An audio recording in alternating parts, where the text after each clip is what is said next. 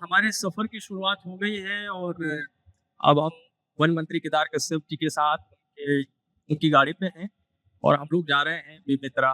बेमेतरा जैसे मैंने पहले ही बताया था कि मेरा अपना गृह जिला भी है, तो आज बस्तरिया के साथ बेमेतरिया भी है। तो आज बस्तर बेमेतरा में बस्तर का फॉरेस्ट का वो लाना है। लाना है, हाँ, मैं वही चाहता भी हूँ क्योंकि हमारा पूरा इलाका मैदानी इलाका है, मैदानी।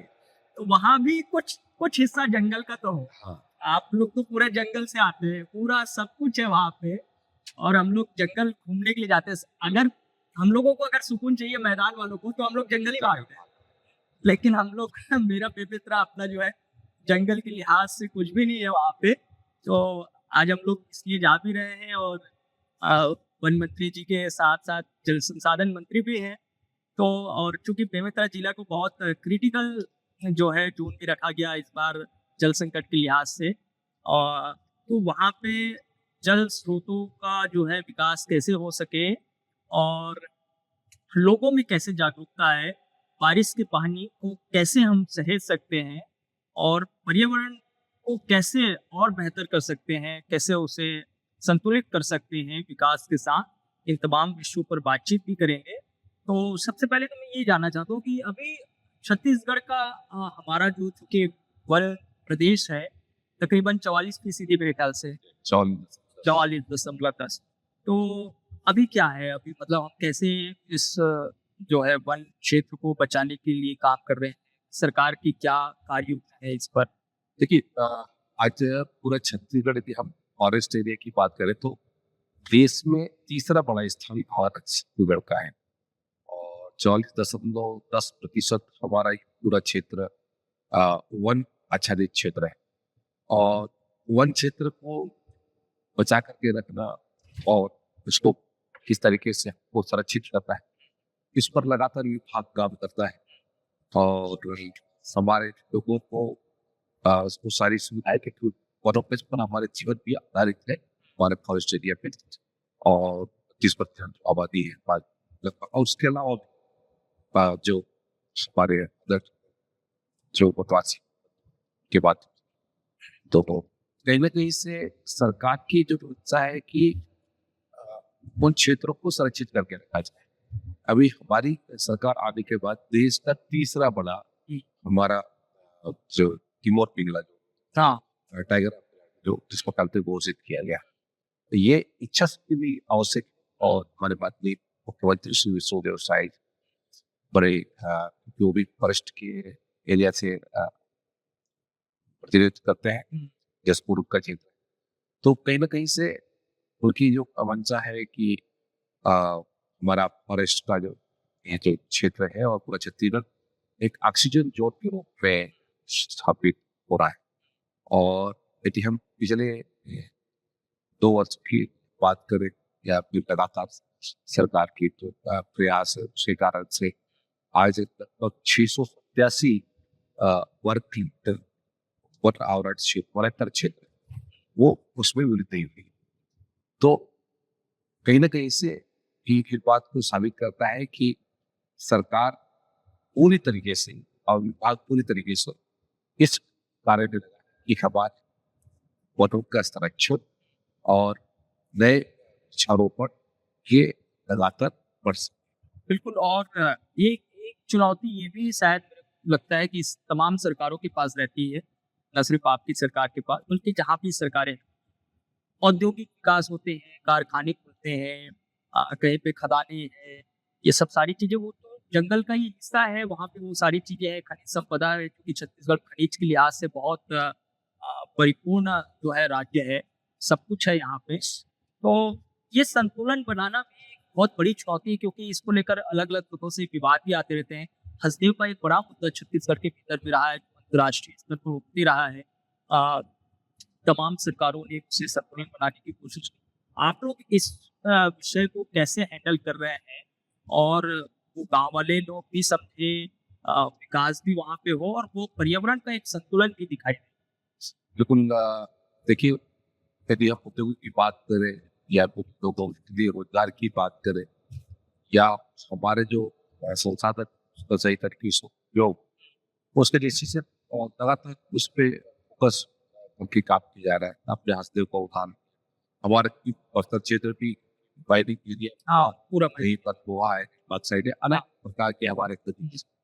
अब यदि उसको खने का सही तरीके से उपयोग होगा तो निश्चित तौर पे हमारे लोग की आय भी बढ़ेगी और हमारे जीवन का एक बहुत अमूल जो वो है वो भी बढ़ेगा। बिल्कुल। तो कहीं ना कहीं से यदि हम वहां से यदि उसको निकालने के लिए टेक्नोलॉजी का किस तरीके से हम ज़्यादा से उपयोग करें और उसके साथ साथ यदि हमारे वृक्ष कटते हैं तो उसकी तुलना में हम उससे कितना अधिक हम वृक्षारोपण करके उन वृक्षों को बचाएं। वृक्षारोपण करना महत्वपूर्ण नहीं है, वृक्षों को बचाना हो और उसी से लगातार विभाग और परिसर का काम कर रही और मैंने बताया कि आपको 687 वर्ग किलोमीटर अभी तत्कालिक रूप से जिस क्षेत्र की बात करते हैं कि कहीं ना कहीं से इन क्षेत्रों में लगातार अब ये जनजागरूकता का विषय बन गया है। देश के प्रभात होती जी वृक्ष माँ के नाम पर जो संकेत दिया उस कार्यक्रम के साथ वो जोड़ करके लोग भी चल रहे हैं लोग, क्योंकि ये केवल सरकार के भरोसे से पहुंच सकता, इसमें जन समाज भी इसमें ज्यादा से ज्यादा और अपने घरों में भी फलदार वृक्ष लगाए, पेड़ लगाए ताकि वो अपने वातावरण को बेहतर खाए। जैसे एक चीज और आपसे मैं समझना चाह रहा हूँ, क्योंकि मैदान और जंगल के क्षेत्र में सामुदायिक विकास का जो मसला रहता है, समुदाय की जो जन भागीदारी रहती है, तो मैं आप लोग बस्तर के इलाकों में कैसे देखते हैं? वहाँ जो पेड़ों से प्यार करने वाले लोग होंगे, जो क्योंकि वहाँ पे तो वृक्षों को एक तरह से देवता के समान पूजते हैं।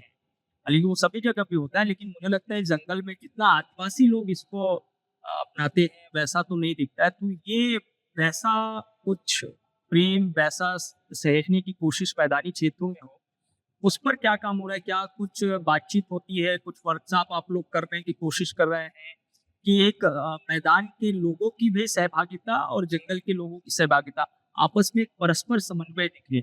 ऐसा कुछ देख रहे हैं या कुछ आगे की प्लानिंग है? देखिए आगे के पॉइंट तो ही हम लगातार सब लोग काफी कर रहे हैं और हमारे फलदार वृक्ष ज्यादा से ज्यादा उन क्षेत्रों पर लगाए इसलिए लगातार हम लोग ने तय किया है कि हमारा एक एक जिला पे एक एक ऐसा बात तैयार कर उस दृष्टि से वो काम करते हैं और लगातार वो क्षेत्रों पे क्योंकि हमारी जो प्राचीन परंपरा है और हमारा हाँ, वही मैं जानना चाह रहा था कि जो आदिवासियों में जो परंपरा है वृक्षों की पूजा की, किस तरीके से है?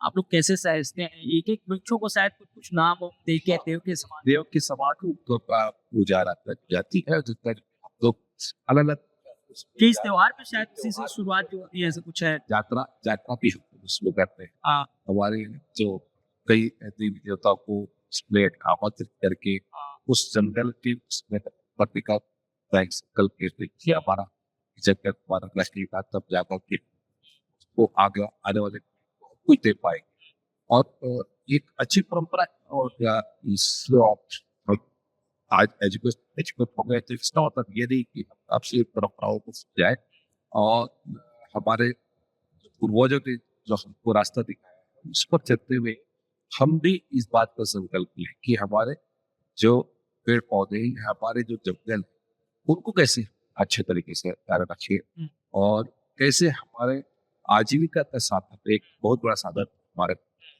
जंगल है और कहीं ना कहीं से उसको आज को सर्च करने का एक मैं आपको बताना चाहूँगा हमारे बस्तर की बकावट क्षेत्र तो गांव जहाँ पर उन्होंने एक हमारे ट्राइबल व्यक्ति ने पूरे लगभग 300 एकड़ में वो लगभग जंगल का निर्माण किया उसको संरक्षित करने का कश्यप कश्यप या दशरथ दशरथ दशरथ दशरथ कश्यप तो अकेले उन्होंने अकेले ही उस बात का संकल्प किया ऐसे लोग ऐसे लोग हाँ, जिन्होंने हमारे करते हैं जंगल को बचाने के लिए इतना बड़ा किया है और ऐसे ही बहुत सारे और भी उदाहरण जो आज भी हमारे परंपराओं को किस तरीके से हाँ, कई बार ऐसा भी होता है कि कुछ लोग काम कर रहे होते हैं उनके बारे में पता भी नहीं चल पाता और कोई मीडिया के मीडिया से और या फिर कोई सरकार से सरकार से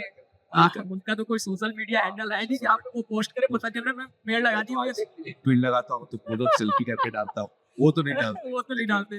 वो कितने वर्षों से काम कर रहे हैं हाँ। बिना कोई पैसा के कि हाँ हमको इसको सर्चिता करना है, तो ऐसे लोग हमारे हाँ रियल हीरो रियल हीरो है बिल्कुल। वो लोग जो करते हैं काम करते हैं हाँ वो अनुसरण करते हुए वो आगे आगे बढ़। आगे बढ़ने ये सबसे अच्छी बात है। और ये होना भी चाहिए कि हम सिर्फ सरकारों के भरोसे नहीं रहे, हमारी अपनी खुद की भूमिका है, हमारी जिम्मेदारी है।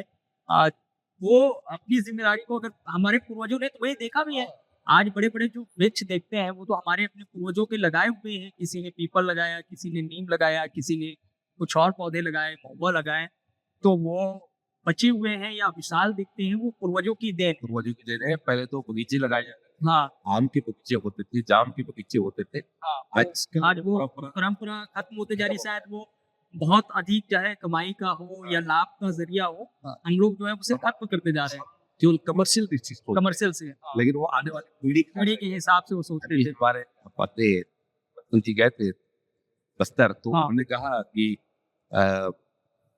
ये जो आप है इसको ये बेचते नहीं, तो मैंने स्वाभाविक तौर पे कहा साहब स्वाभाविक तौर पे बस्तर और जोड़ा क्षेत्र पे हम सब खरीदते नहीं तो बेचते नहीं, और हम लोग जो तोड़ के खाने वाली, तो हम लोग के यहाँ पर ये परंपरा नहीं थी कि आपको अब जैसे मैं बीच में गया था तो जामुन वो किसने लेकर के आया है देख उसको, यहाँ पर जामुन आप सिटी में आपको रहेगा तो वहाँ पर आपको तोड़ के खाना पड़ेगा। ये अंतर है। अभी आपको खाना पड़ेगा, वहाँ तो फ्री है, सब फ्री है तो ये उन सब चीजों को बात को सहेज कर रखने की आवश्यकता है।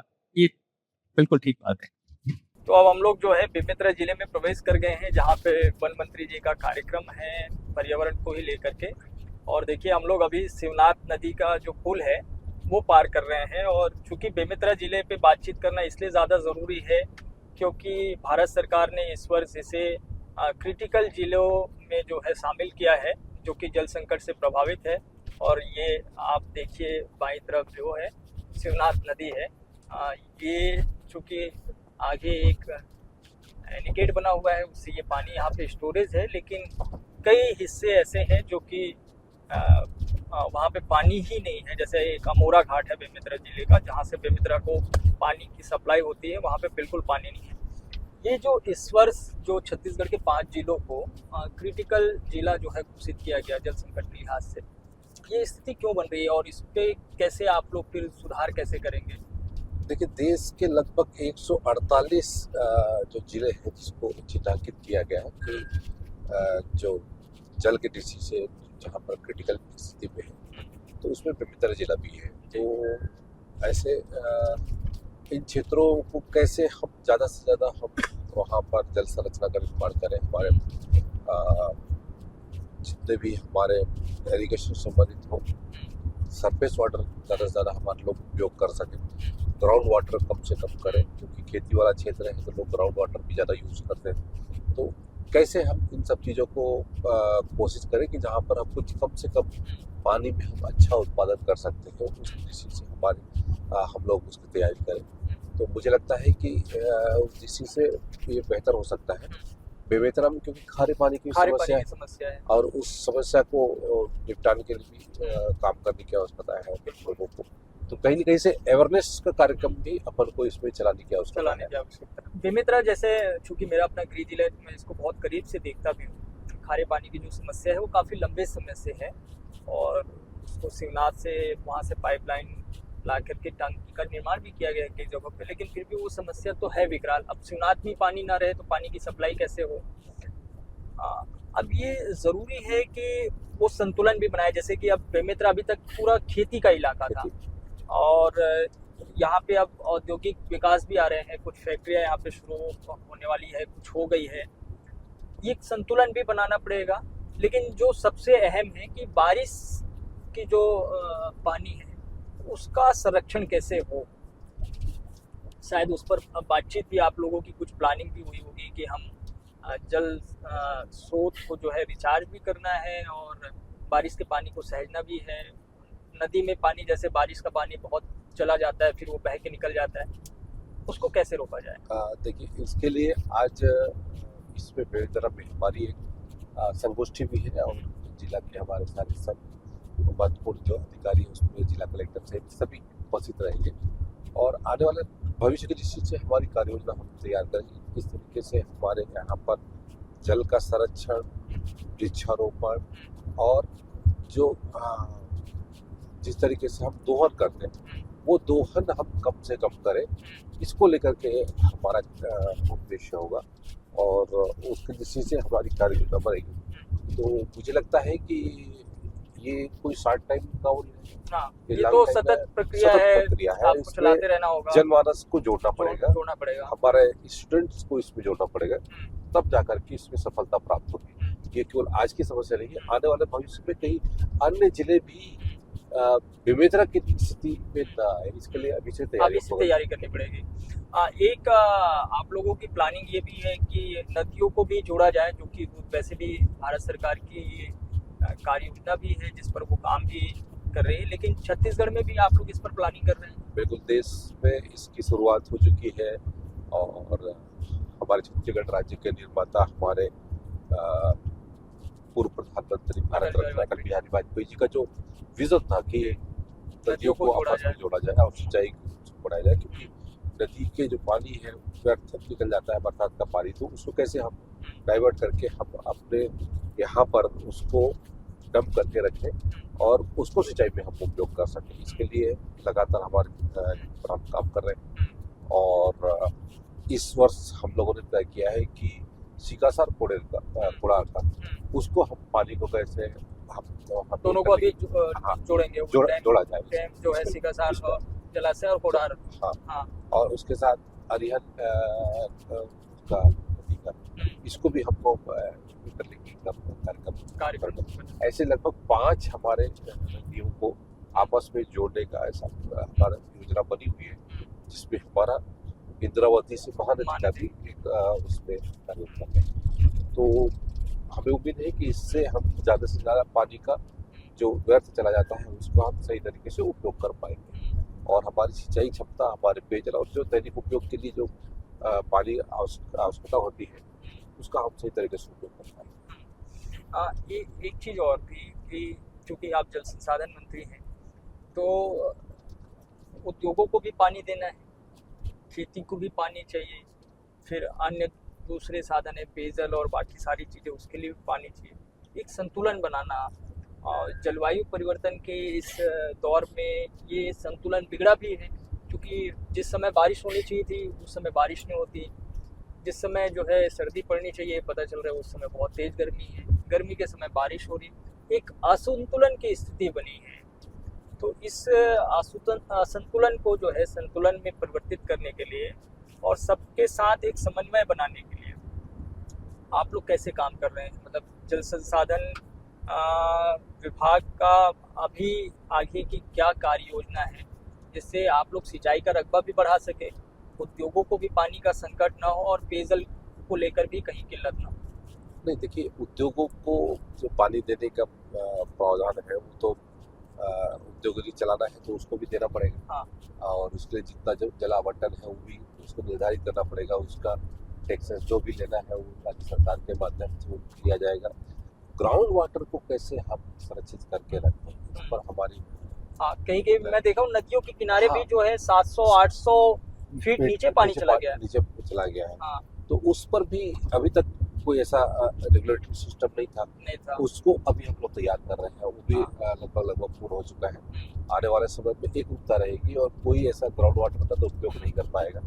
और मतलब आप लोगों की ये पूरी कोशिश है कि अगर कहीं पे तालाब है, कहीं नदी है तो वो सूखे ना, वहाँ पानी का लेवल बना रहे, पानी का लेवल बना रहा है, ये हमारी कोशिश है। हाँ। और उसके साथ साथ जो हमारे जितने भी सिंचाई की क्षमता में वृद्धि करने की दृष्टि से मैंने पहले बताया कि इंटरलिंकिंग के माध्यम से हम अपने जो पानी जो वेस्ट जा रहा है उसको हम संरक्षित करके रखें। हाँ। तो ये इसके दृष्टि से काम अपन कर रहे हैं और वैसे भी जन सहयोग से जल संवर्धन के दृष्टि से जल संचय में हमारा छत्तीसगढ़ राज्य में जो वाटर बॉडी है वो बहुत अच्छी स्थिति में है, लेकिन यहाँ तक हमको सीमित नहीं रहना है। आने वाले समय में और इसकी संख्या को हमको बढ़ाने की आवश्यकता है। उसकी दृष्टि से भी लगातार विभाग काम करती है, पंचायत विभाग हो, चाहे इरिगेशन हो, फॉरेस्ट विभाग हो, सारे विभाग इसमें मिलकर काम करते हैं। नदी किनारे वृक्षारोपण को लेकर भी बहुत फोकस के हैं क्या?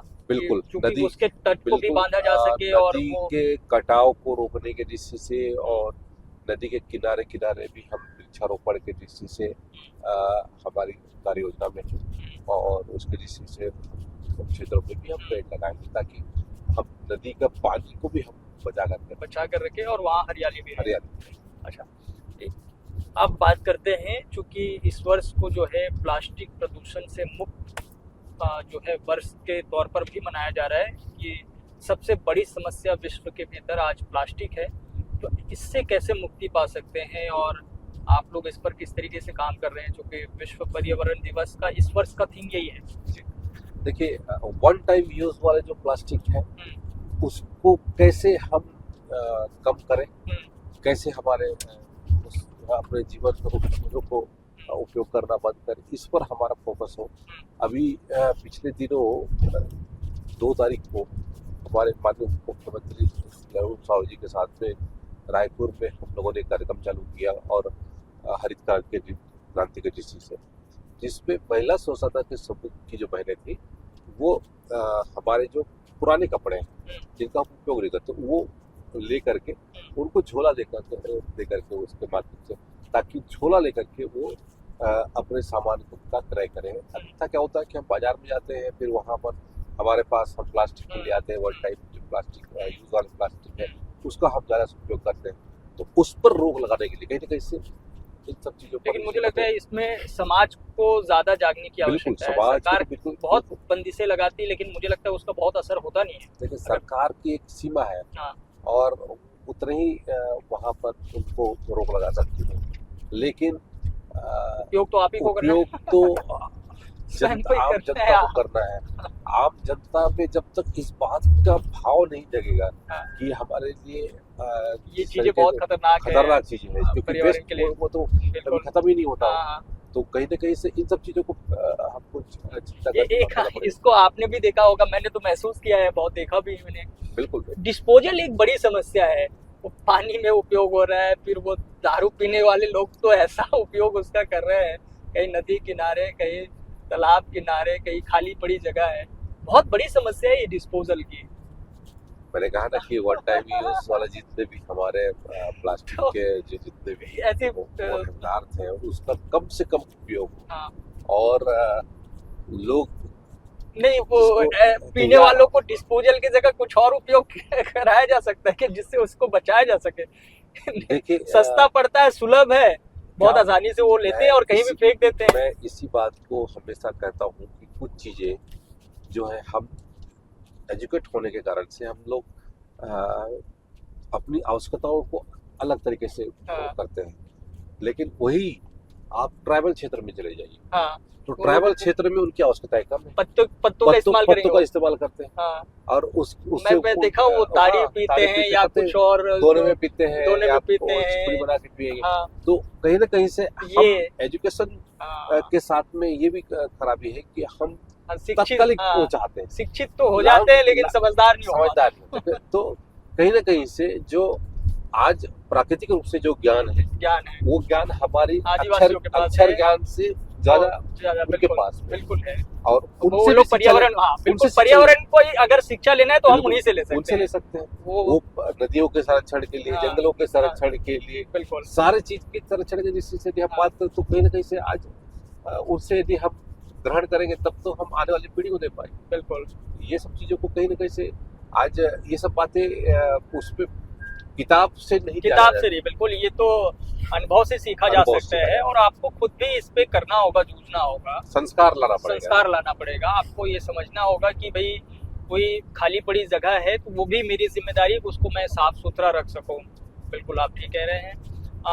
चूंकि हम बेमित्र में पहुंच भी गए हैं, अब आपके कार्यक्रम को हमें करीब से देखना है, समझना है, जानना भी है। मुझे लग रहा है एक अच्छी बातचीत हो गई इस सफर के दौरान पर्यावरण के विषय को लेकर। फिर भी मैं आखिरी बातचीत का समापन करना चाहूँगा।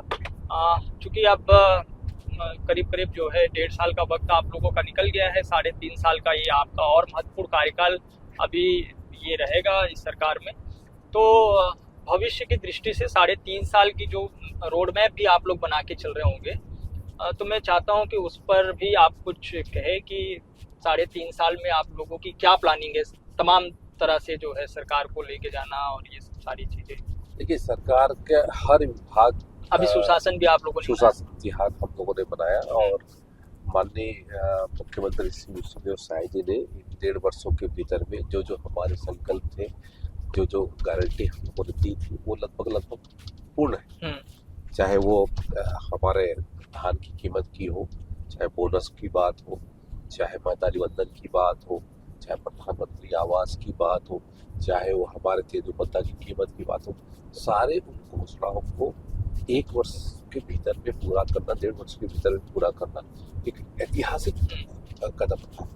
और अब आने वाले समय में हमारे पास में जो वो है, शिक्षा की गुणवत्ता कैसे बढ़े, हेल्थ की फैसिलिटी कैसे बढ़े, हमारे यहाँ पर जो अभी जैसे हम लोग जल की बात कर रहे हैं, जल संकट से कैसे हम लोग निपटान करें, ऐसे तमाम चीज़ों को लेकर के सारे विभाग काम कर रहे हैं। और विभाग की जो कार्य योजना है, उस कार्य योजना के माध्यम से जनता से सीधा सीधा जुड़ाव और उनको सीधा सीधा उनको लाभ देने का ये विभागों की योजना है। और अब जिस तरीके से लोग की जो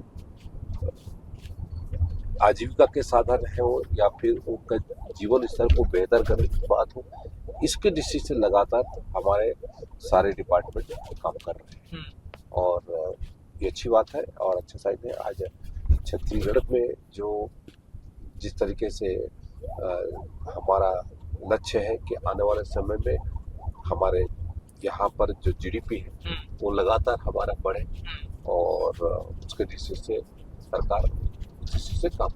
बिल्कुल, और हम चाहते भी यही हैं, हमारी भी यही कोशिश है और हम सबकी जिम्मेदारी भी यही है कि पर्यावरण को हम जो है संतुलित रखें, पर्यावरण को लेकर के हम बहुत सजग और सतर्क रहे।